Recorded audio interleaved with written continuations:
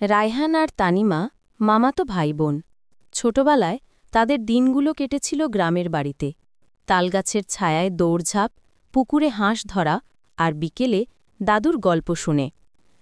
তানিমা সবসময় একটু চঞ্চল ছিল, রায়হান শান্ত গম্ভীর। তবুও তাদের বন্ধন ছিল আলাদা।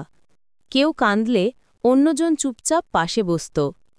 একদিন গ্রামের স্কুলে তানিমা পড়ে গিয়ে হাঁটু ছুলে ফেলেছিল। রায়হান নিজের রুমাল ছিঁড়ে বেঁধে দিয়েছিল। তানিমা কেঁদে বলেছিল, তুমি না থাকলে আমি কিছুই পারি না। রায়হান মুচকি হেসে বলেছিল, আমি সব সময় থাকব। বছর কেটে গেল। তানিমা শহরে কলেজে পড়তে গেল, রায়হানও ঢাকায় চাকরি পেল। দুজনের দেখা কমে গেল, ফোনে মাঝে মাঝে কথা, উৎসবে একসাথে ছবি।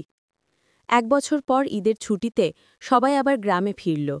পুকুরপাড়ে দাঁড়িয়ে তানিমা বলল, এই জায়গাটা একটুও বদলায়নি। রায়হান হেসে বলল, কিন্তু আমরা বদলে গেছি। তানিমা চেয়ে দেখল, রায়হানের চোখে এখন দায়িত্বের গভীরতা, আর সেই ছোটবেলার সরল হাসিটা একটু পরিণত হয়ে গেছে। তবু তাদের বন্ধনের উষ্ণতা ঠিক একই রকম।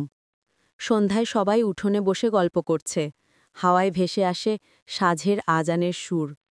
তানিমা মৃদুস্বরে বলল, ভাইয়া, আমি পরের বছর দেশের বাইরে পড়তে যাচ্ছি।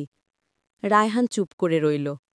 তারপর বলল, খুব ভালো কথা, কিন্তু চলে গেলে তো এই উঠোন, এই গল্প সব তোমায় মিস করবে। তানিমা হাসল, তুমি তা আছো, সব ঠিক থাকবে। পরদিন সকালে বিদায়ের সময় তানিমা যখন গাড়িতে উঠছিল, রায়হান ছোট্ট একটা ডায়েরি হাতে দিল। যখন মন খারাপ হবে, খুলে দেখো।